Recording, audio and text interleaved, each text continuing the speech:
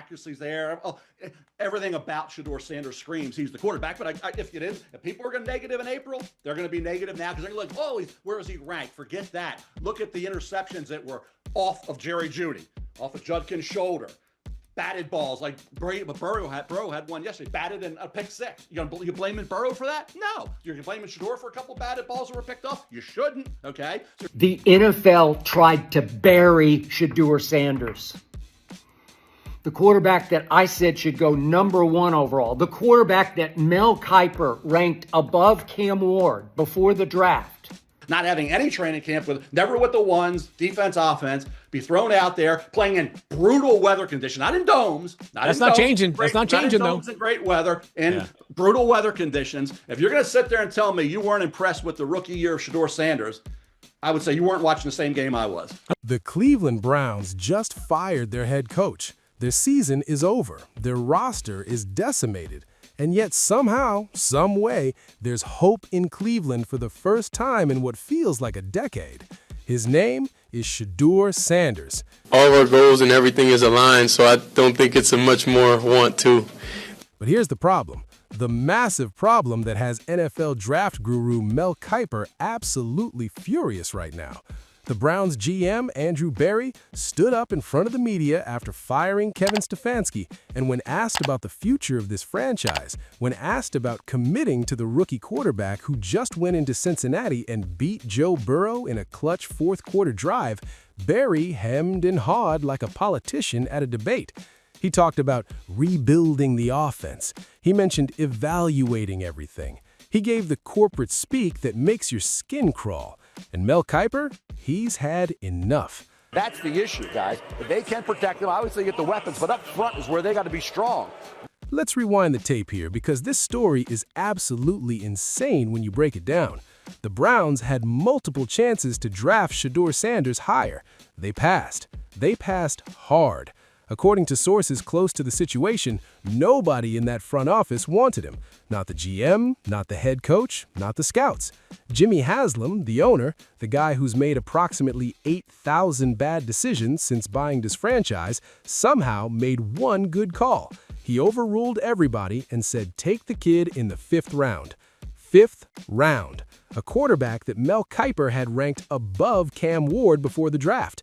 A quarterback that multiple analysts projected as a potential top 10 pick fell all the way to pick 100 and whatever because the NFL decided collectively as a league that Deion Sanders' son couldn't possibly be the real deal. And then Shedeur Sanders did something remarkable. He actually played football. Real, legitimate, winning football. The kid went into his rookie season with absolutely nothing around him, and I mean nothing. Pro Football Focus ranked his pass blocking dead last in the entire NFL over his 7 starts. Dead last. His receiving core, also dead last according to PFF. He lost his favorite target, Harold Fanian Jr., the rookie tight end hybrid guy. He lost David Njoku, his best actual tight end. He was throwing to practice squad elevation players, guys named Malachi Corley, who bounced from the Jets practice squad. Tavon Williams, a 6th rounder from 2019 who's been cut more times than a deck of cards.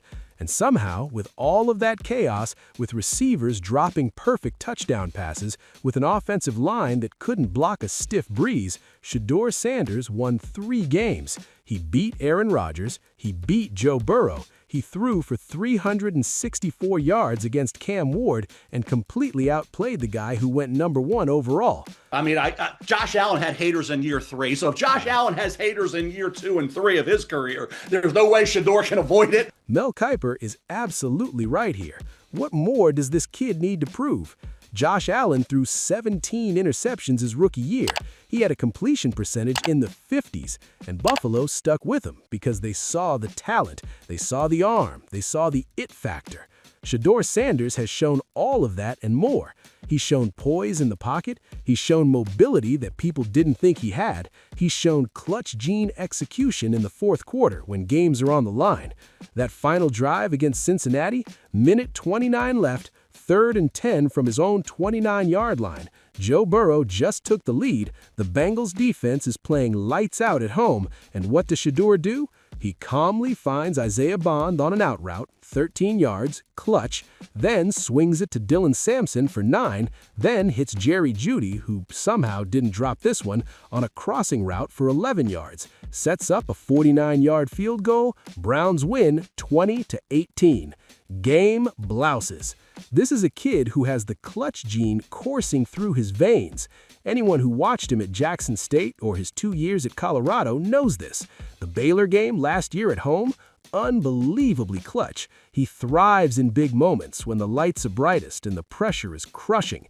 And yet, Andrew Berry, the supposed analytics genius running the Browns, can't commit to him, can't stand up and say, "This is our franchise quarterback going forward." It's madness. Here's what really grinds the gears of people like Mel Kiper, who actually watch film and evaluate talent objectively. The Browns have a chance, a legitimate chance, to build something special here. They have a defense that's close to championship caliber. Myles Garrett just broke the franchise sack record. When healthy, that defensive line is nasty, but they've wasted years trying to figure out the quarterback position. Baker Mayfield, Deshaun Watson's disaster contract, the carousel of mediocrity. And now they have a rookie quarterback costing them a 5th-round pick showing genuine franchise potential. And they're hesitating? The disconnect between what we're seeing on the field and what management is saying publicly is alarming. When Stefanski got fired, Berry talked about understanding they need to rebuild the offense. But rebuild it around who? If not Shedeur Sanders, then who exactly? Are they going to draft another quarterback, trade for a veteran, sign someone in free agency? Because here's the reality check the Browns desperately need. Shedeur Sanders, with this roster, with these weapons, went 3-4. Imagine what he does with actual NFL-caliber receivers. Imagine what he does with an offensive line that can protect for more than 1.8 seconds. The degree of difficulty this kid faced was astronomical. Higher than any other rookie quarterback. Higher than most veteran quarterbacks in the league. And he still won games. Other quarterbacks did not. So when you factor in the weather conditions on the heels of everything else I said, you can see why I'm still a huge Shedeur Sanders fan. Kiper's passion here is real. This isn't some talking head generating hot takes for clicks. This is a guy who's been evaluating quarterback prospects for 40 years, telling you that Shedeur Sanders is the real deal. And the weather conditions point? Absolutely critical. Shedeur played in the AFC North, Cleveland, Pittsburgh, Cincinnati, Baltimore. Cold weather, wind, rain, sleet, snow, brutal conditions for a rookie quarterback learning on the fly. Meanwhile, the NFC South quarterbacks are playing in domes and perfect weather. The Raiders, if they draft Fernando Mendoza #1 overall, he's playing in that beautiful Las Vegas dome. Massive advantage. Shedeur got none of that. He got thrown into the AFC North gauntlet with practice squad receivers and tissue paper offensive line protection, and he survived. More than survived. He thrived at times. But here's where this gets really interesting and, frankly, really concerning for Browns fans.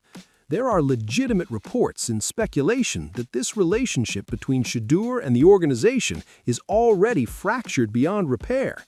Kevin Stefanski didn't want him. There's strong evidence he actively worked to sabotage Shedeur early in the season, starting him 3rd on the depth chart, refusing to give him first-team reps in practice. That's not how you develop a franchise quarterback. And now, with Stefanski gone, there's a question mark about who the next head coach will be and whether they believe in Shedeur. Because if the new coach comes in wanting to draft his own quarterback, wanting to bring in his own veteran, then what was the point of any of this? The concern among people who actually understand talent evaluation is that the Browns are going to Browns this up. They're going to overthink it. They're going to let analytics and committee decisions override what their eyes are telling them. Your eyes should be telling you that Shedeur Sanders, at 20 years old, just went head-to-head with Joe Burrow and Aaron Rodgers and won. Your eyes should be telling you that this kid has franchise quarterback written all over him. But the Browns have a nasty habit of snatching defeat from the jaws of victory. They have a PhD in making the wrong decision at the worst possible time. And Andrew Berry, for all his intelligence in his resume, is showing alarming signs of repeating that pattern. The refusal to commit publicly to Shedeur is telling, It's a red flag waving in hurricane-force winds.